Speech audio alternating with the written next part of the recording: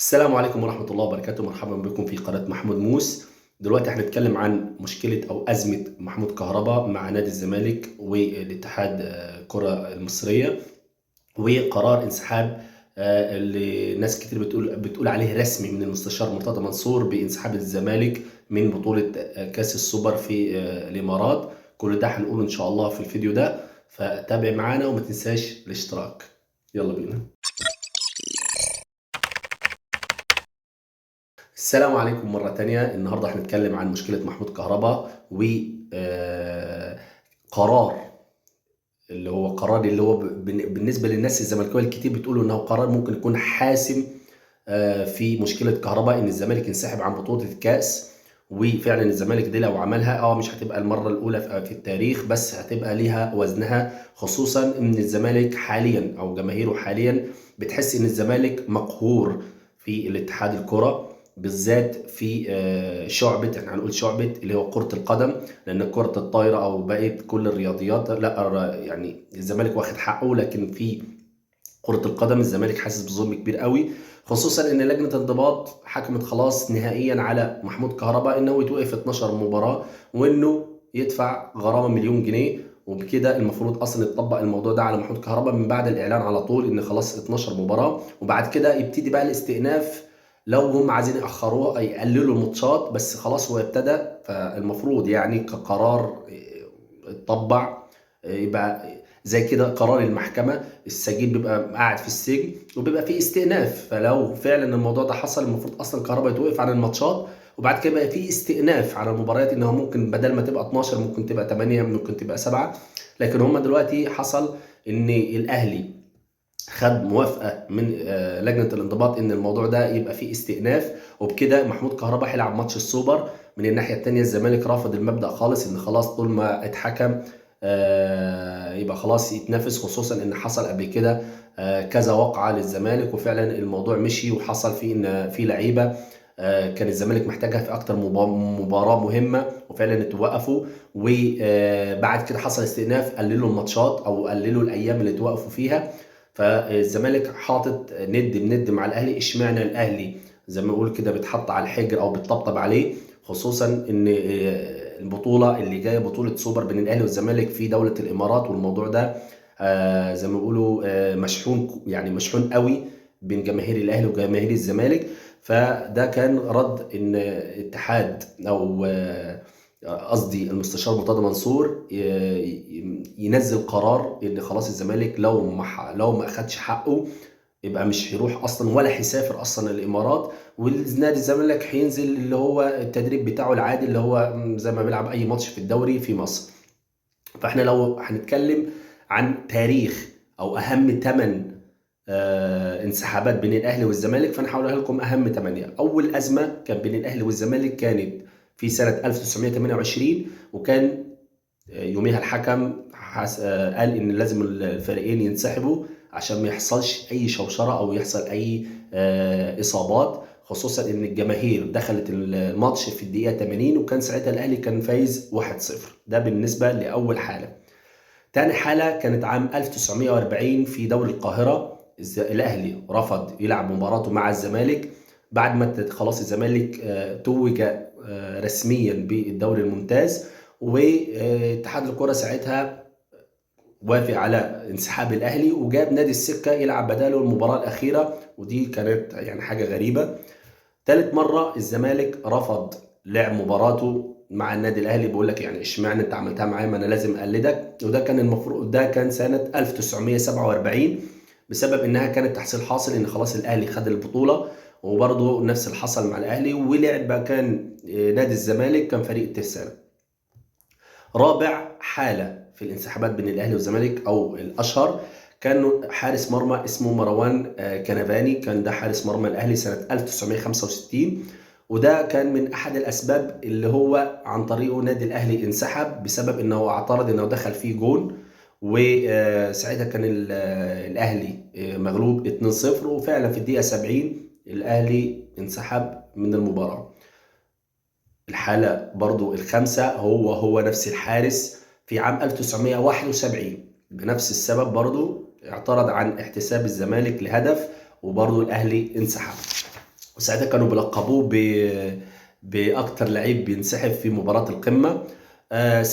سادس حالة معانا كانت الزمالك برضو انسحب على نهج مروان كنفاني ده عام 1995. برضو كان المباراة دي في الدور الثاني، وكان متساويين في النقاط، والاهلي كان ساعتها متقدم 2-0، والزمالك انسحب في الدقيقة 85 عشان خاطر الجون الثاني بداعي التسلل، والاهلي طبعا خد النقاط. الحالة السابعة كانت في الدوري سنة 1998، انسحب الزمالك برضو امام الاهلي بسبب كارت احمر للكابتن ايمن عبد العزيز، وساعتها النقاط راحت للاهلي.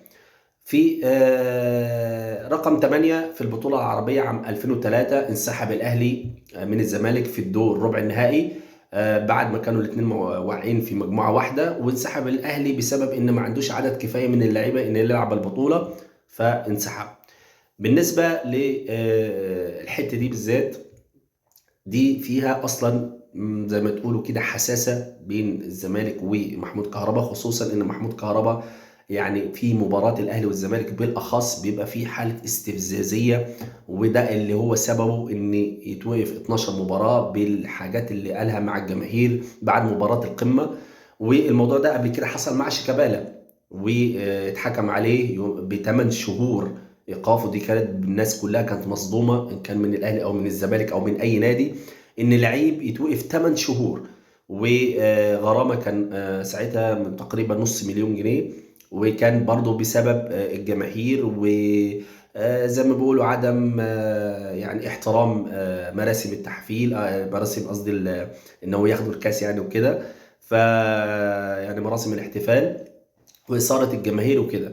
فانك انت توقف لعيب زي شيكابالا عشان خاطر الحركات دي او الحاجات دي، زي ما انت زودت انه شتم الاتحاد وطلع الفاظ مش كويسه، وقفته 8 شهور وغرامه نص مليون. طب ما انت هي نفسها ان محمود كهربا استفز الجمهور، استفز الجمهور الخصم اللي هو كان بيقول كلام، وفي فيديوهات نزلت على السوشيال ميديا وهو بنفسه نزلها، فده بالنسبه له كان بالنسبه له سلاح نكسه.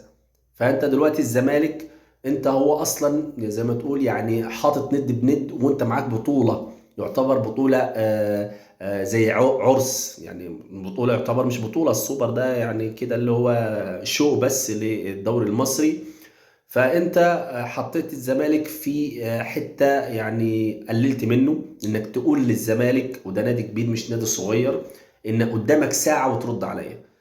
ده اللعيب لما بيجي يجدد انت بتديله مرحله يومين 3 4 5 عشان خاطر يفكر كويس. فانك انت تدي نادي بحجم نادي الزمالك وبطولاته ومكانته في القاره الافريقيه ساعه بس، دي لوحدها اهانه، دي لوحدها اهانه.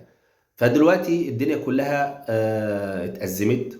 كاس السوبر معرفش هيتلعب ولا لا اصلا او يتأجل اصلا، بسبب ان الزمالك متمسك ان محمود كهربا ما يلعبش، والاهلي من الناحيه الثانيه بيقول محمود كهربا لو ما لعبش انا مش هلعب كاس السوبر. فالموضوع نفسه متأزم خالص.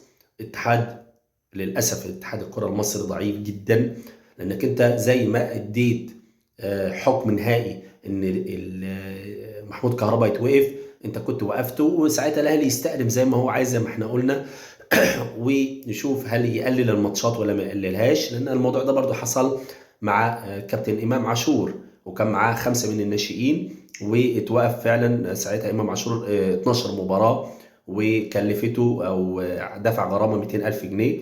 فساعتها يطلع واحد من الاتحاد برضو بشكل مستفز يقول لك الزمالك ما قدمش تظلم مع امام عاشور، وحتى لو نزل فعلا وعمل تظلم كان مش هيبقى زي محمود كهربا خالص، لان كان هيمشي في الاجراءات فعلا في وقف الماتشات. ساعتها لما ينزل الحكم هتخفف عدد الماتشات زي ما حصل في الناشئين الخمسه. فالموضوع الاتحاد المصري هو او اتحاد الكره المصري هو السبب في الموضوع ده، هو اللي سبب بلبله في الساحه الرياضيه المصريه.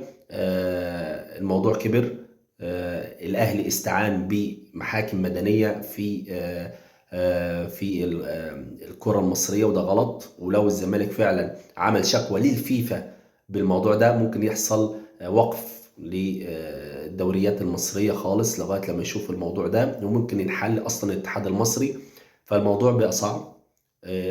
خلاص بقت فيه مشاحنات، بقت ند بند. من هنا السوشيال ميديا الزملكاوية عايزين فعلا ما يلعبوش الماتش، من الناحية التانية الأهلاوية متمسكين إن محمود كهربا يلعب. فمحمود كهربا بقى بالنسبة لهم زي اللي هو يعني ده زي مش عايز اقلل من الفرقتين، بس الموضوع دلوقتي كله بقى محمود كهربا ده عايز يلعب ده ما يلعبش. فالموضوع اتأزم. الماتش خلاص، الماتش يعني بين الاهلي والزمالك المفروض يتلعب يوم الجمعة. معرفش ايه اللي هيحصل. اليومين اللي جايه ممكن تحصل حاجات مفاجآت. بس انا من رأيي الشخصي انك انت لو هتبص على الصح، سيبك من انتمائي لايه.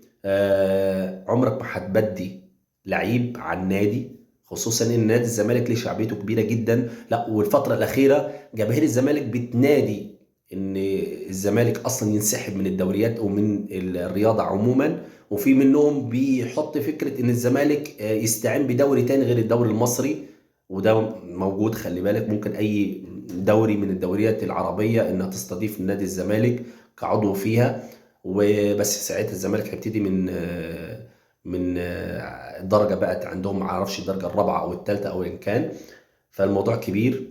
الموضوع ده لازم يوجد فيه حل خلال اليومين اللي جايين او ال 24 ساعه عشان ما نكدبش على بعض.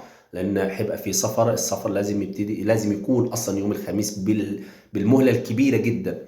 يعني قدامهم النهارده يوم الاربع، لازم يبقى في حل، لازم يبقى في وقفه. هنشوف ايه اللي هيحصل. مش هنسبق الاحداث، بس الموضوع يعني متأزم خالص. فان شاء الله لو يعني عرفنا حاجه ان شاء الله خلال الساعات الجايه هنقدر نقولها باذن الله. ف يعني مش عارف اقول ايه. كل اللي اقوله ان ما تنساش انك انت تدعمني بلايك او تقول تعليق ليك إن كنت انت من الطرفين الاهلي او الزمالك. قول كلمة حق. لأن كبار الأهلاوية بيقولوا فعلا الرد بتاع اتحاد الكرة مستفز، إن قدامك ساعة. فيا ريت تقول كلمة حق. سيبك من موضوع الأهلي والزمالك دلوقتي والمشاحنات، لأنك إحنا بنتكلم ككرة مصرية. لو حصل فيها فعلا الموضوع وصل للفيفا فهيحصل وقف للدوريات كلها. فالأيام الجاية هنشوف إيه اللي هيحصل. فكل اللي أقدر أقوله لكم السلام عليكم، إن شاء الله لو في أي حاجة جديدة هكون معاكم. سلام.